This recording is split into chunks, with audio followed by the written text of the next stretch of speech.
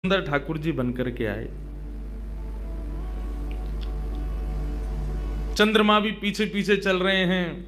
शंकर ठाकुर जी मन में विचार करने लगे, मुझे सबके स्वभाव प्रिय हैं, लेकिन अपना यदि देखूं तो अपना प्रतिबिंब बहुत प्रिय है। जब स्वयं को देखता हूं प्रतिबिंब में तो ऐसा लगता है कि मानो जो सबको मोहित कर रहा है वो स्वयं को जब देखे तो खुद भी मोहित हो रहा है, क्योंकि प्रतिबिंब कभी झूठ नहीं बोलता। प्रतिबिंब का ये स्वभाव है, आप जैसे हो वैसा आपको दिखाता है।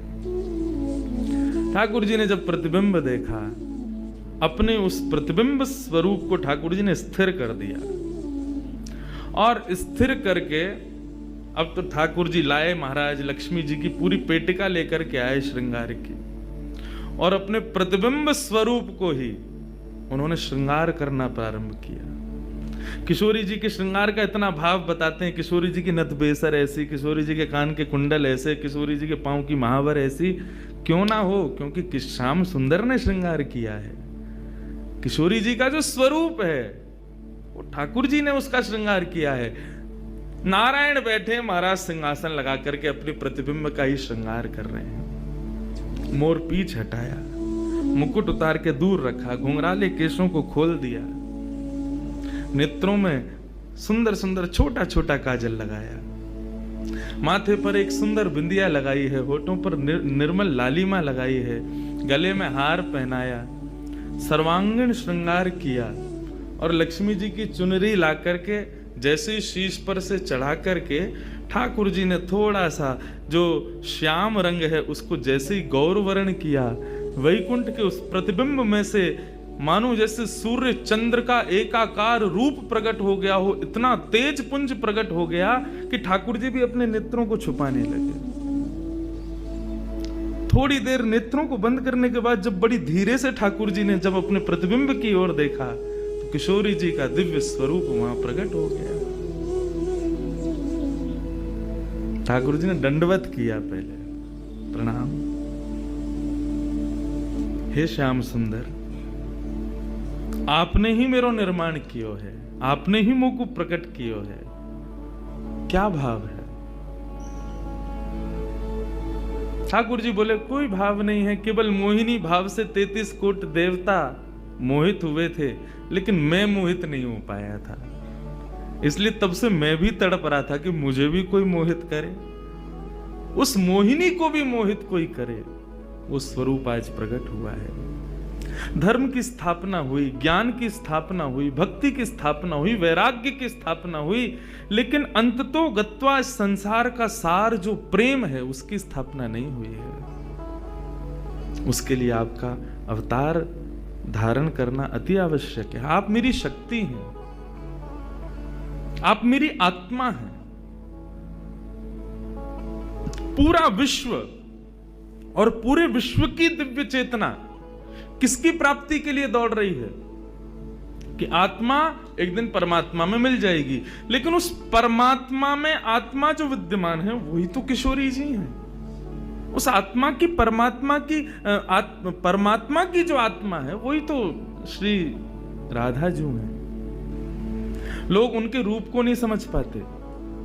आजकल के यंगस्टर्स, आजकल के युवा उनको बहुत विचित्र रूप में दर्शन करते हैं कि कृष्ण राधा कौन है, बोले कि they are just like some love words. ऐसा नहीं है।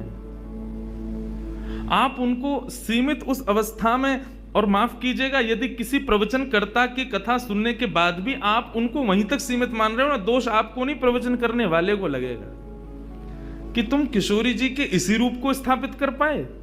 इसीलिए कथाओं में ज्यादा किशोरी जी का प्रसंग ना हम कहते हैं ना उसका स्पर्श करते हैं। स्पर्श करने पहले से भी 100 बार सोचते हैं। यहां आने से पहले भी मुझे कई आचार्यों ने संपर्क किया कि वहां आप किस विषय को लेकर के जाएंगे, आप गर्ग संहिता पर कहेंगे या किशोरी जी के किस भाव को वहां पर प्रस्तुत करने वाले।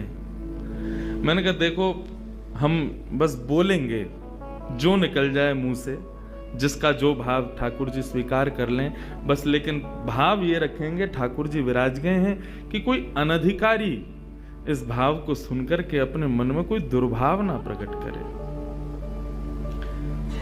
ब्रजवासी बहुत डरते हैं किशोरी जी के भाव को कहने में, क्योंकि जब सामने वाले से प्रत्युत्तर के रूप में कुछ विलग ही सुनने को मिलता है तो बहुत कष्ट होता है हृदय को कि तुमने किशोरी जी को क्या समझा, वो क्या है और तुमने उनके किस रूप को जाना।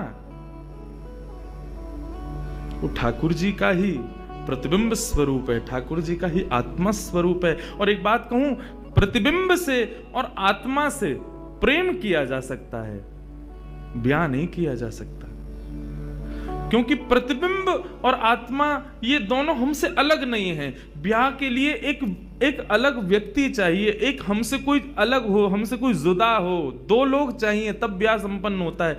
लेकिन कृष्ण और राधा, इन दोनों में भेद है ही नहीं। किशोरी जी और ठाकुर जी में कभी भी कदापि कोई भेद नहीं है, बल्कि लीलाएं अभी सुनेंगे हम लोग। कभी कभी ठाकुर जी जब किशोरी जी का रूप धारण करते हैं तो किशोरी जी से ज्यादा गोपियों को सुख देते हैं।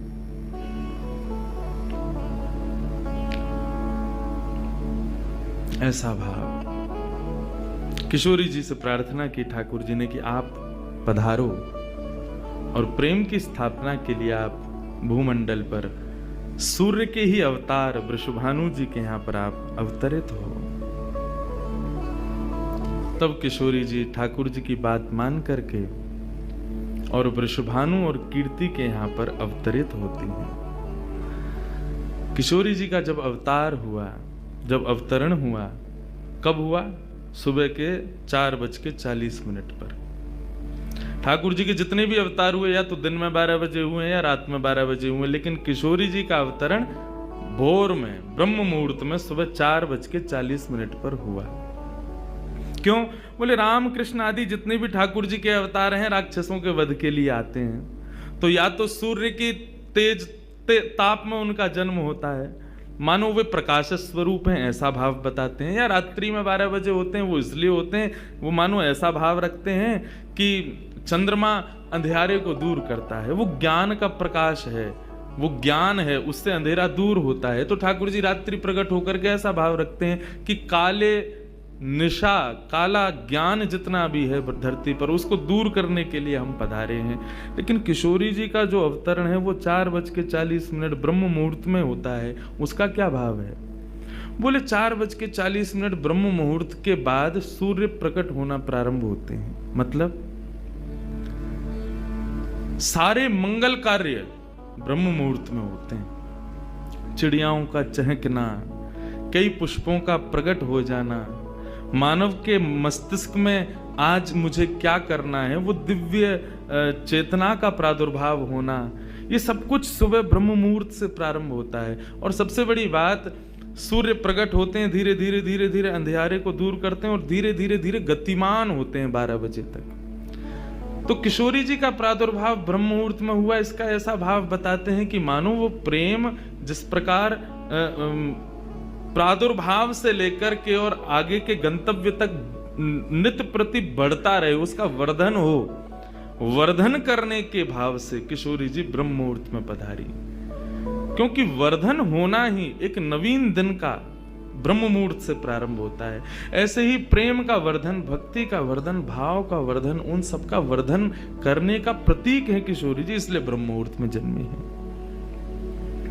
किशोरी जी का प्रादुर्भाव हुआ, पूरे बरसाना में आनंद उत्सव मनाया गया, सब नाच रहे हैं, गा रहे हैं, आनंद मना रहे हैं। नंद बाबा भी आए, यशोदा जी भी आई हैं, उन्होंने भी आकर के वृषभानु जी को बधाई दी है। सब कुछ हुआ, लेकिन किशोरी जी के प्रादुर्भाव में एक वैचित्र था। क्या? दिन बीत गए 8, लेकिन किशोरी जी ने अभी तक नेत्र नहीं खोले। अभी तक किशोरी जी केवल एक छोटी सी बालिका हैं, एक सुकुमारी हैं, परंतु अभी तक किसी को भी किशोरी जी के नेत्रों का दर्शन नहीं हुआ। अभी तक किशोरी जी के नेत्र नहीं खुले हैं। इस बात से कभी कभी चिंतित हो जाते हैं वृषभानु जी और कीर्ति कि हमारी लाली है तो गई है, लेकिन पता ना क्यों अपने नेत्रन को नहीं खोल रही है। कभी कोई संत आ जाए, कोई वैष्णव आ जाए, कोई ब्राह्मण आ जाए, तो उनसे निवेदन करते हैं कि हमारी लाली नेत्र नहीं खोल रही। तब देवताओं ने नारद जी को भेजा, आप जाओ और जाकर के वृषभानु जी के इस मन के भाव को पूर्ण करके आओ। किशोरी जी के सुंदर नेत्रों का दर्शन उनको कराओ। तब श्री नारद जी महाराज का आगमन हुआ। नारद जी जैसे ही आए तो वृषभानु जी ने नारद जी को देखते ही सबसे पहले अपने पुत्र को बिठा दिया। श्री दामा से मिलो, हमारा अब लाला है। नारद जी उससे मिले, उसका सब देखने लगे। नारद जी मन में विचार कर रहे हैं कि उनसे कब मिलवाएंगे, किशोरी जी का दर्शन कब होगा। 2-3 दिन तक नारद जी विचरण करते रहे बरसाने में। वृषभानु जी का मन तो होता है कि मैं इनसे कुछ कहूं, कुछ पूछूं, थोड़ा किशोरी जी के बारे में, अपनी लाली के बारे में न कुछ जानूं, लेकिन अभी वो भाव प्रकट नहीं हो रहा है। तब एक दिन एक छोटी सी बरसाने की लाली को जब नारद जी महाराज खिला रहे थे और उससे प्रेम चर्चा कर रहे थे, ये दृश्य जब वृषभानु जी ने देखा, उन्होंने तुरंत नारद जी के चरण पकड़े और कहा, हे भगवान, हमारी एक लाली भई है, बहुत सुंदर है, सुकुमारी है, नन्ही सी है। अभी वाकु देख करके स्पर्श करवे में डर लगे कि कहीं हमारे स्पर्श से कोई कष्ट ना है जाए, या हमारे हम सबन को दर्शन भी ना करा में। लेकिन महात्मन आपसे पूछना चाह मैं, हमारी लाली नेत्र नहीं खोल रही है, कहा भाव है। नारद जी तो तुरंत बोले, अरे तो तुमने इतने दिन से क्यों नहीं बताया? वो तो पहले से ही बैठे थे तैयार कि ये जल्दी बोले तो मैं जाऊं, जाकर के दर्शन करूं। बोले संकोच है रहे हो। बोले संकोच मत करो, अभी लेके चलो। कहां है तुम्हारी लाली, मुंह को बताओ। नारद जी महाराज जा रहे हैं वृषभानु भवन में। एक बेड़ी पार की, दूसरी बेड़ी पार की, तीसरी बेड़ी पार की। जैसे ही भीतर पहुंचे हैं, सुंदर सुगंधी भीतर से प्रकट हो रही है। सामने स्वर्ण जटित एक पालना है, और जैसे उस पालने में जाकर के नारद जी ने दर्शन किया, कमल कली को वृषभानु की लली को रंग, कैसा रंग है? बोले जैसे कमल की कली हूं मैं ना, ऐसी श्री वृषभानु नंदिनी है। नारद जी ने जैसे ही उनको दर्शन किए हुए आनंदित है गए, आनंदित है करके प्रणाम करने लगे। वृषभानु जी बोले, हमारी लाली नेत्र नाए खोल रही है, आप कृपा करो ना। नारद जी बोले, एक मंत्र पढ़ना पड़ेगा, कुछ करना पड़ेगा, तंत्र मंत्र करना पड़ेगा, तब आपकी लाली बोलेगी। वृषभानु जी बोले, देख लो, संभल के करियो, हमारी लाली बहुत कोमल है, वो ना स्पर्श नहीं करेंगे, दूर बैठ के करेंगे। वृषभानु जी बोले, तो करो। बोले आपको पहले बाहर जानो पड़े, वो एकांत में करेंगे। कीर्ति वृषभानु जी को देखें, बोले लाली को अकेला तो नहीं छोड़ेंगे। बोले नहीं बाबा, विश्वास पात्र हम कर सके। वृषभानु जी और कीर्ति दोनों जैसे ही बाहर पधारे, नारद जी ने गेट बंद कियो, तुरंत चरणन में प्रणाम कियो और प्रणाम करके सीधे सन्मुख बैठे हैं। हे कृष्ण मनोहारिणी जय वृंदावन प्रिया, जय भू मंगल ललिता, जय वेणु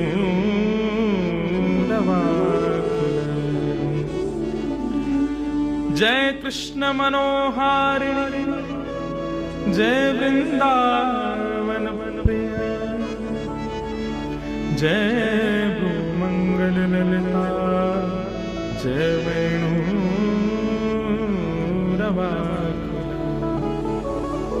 जैसे ही नारद जी के मुख से ये शब्द प्रकट हुआ, जय कृष्ण मनोहारिणी, ये कृष्ण मनोहारिणी शब्द जैसे ही नन्ही सी श्री किशोरी जी के कान में कृष्ण शब्द गयो, कृष्ण शब्द जाते ही नन्ही सी किशोरी जी के नेत्र अपने आप धीरे धीरे धीरे धीरे खुलन लगे।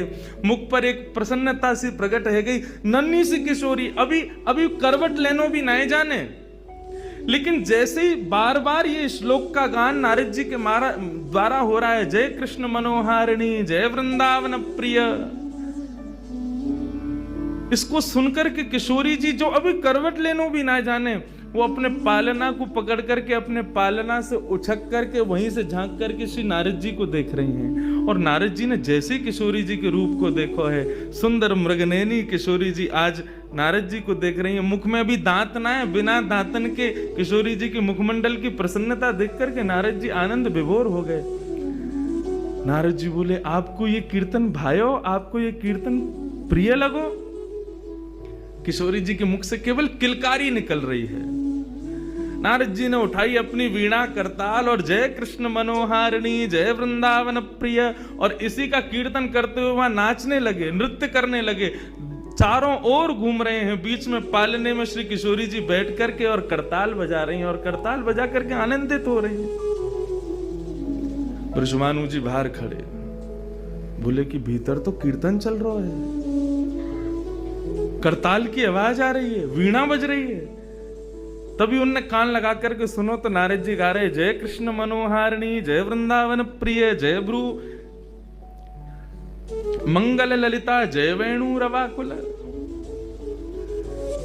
वृषभानु जी ने ये स्वर सुन लिया, लेकिन जैसे ही थोड़े से गए हैं और खिड़की में जाकर के भीतर झांक करके देखा, अद्भुत दृश्य। नन्ही सी किशोरी, ज्यादा से ज्यादा 8 दिन की होंगी, 10 दिन की होंगी, अपने पालना में पौड़ करके स्वयं को झुला रही हैं, करताल बजा रही हैं। चारों तरफ नारद जी वीणा बजा करके, करताल बजा करके आनंद से किशोरी जी को मुखोल्लास कर रहे हैं। ये दृश्य देख करके श्री वृषभानु जी को एक बार तो मूर्छा आ गई, मैं वास्तव में 8 दिन की बालिका को देख रहा हूं। उन्होंने कीर्ति को कुछ नहीं बताया। नारद जी महाराज ने प्रणाम किया।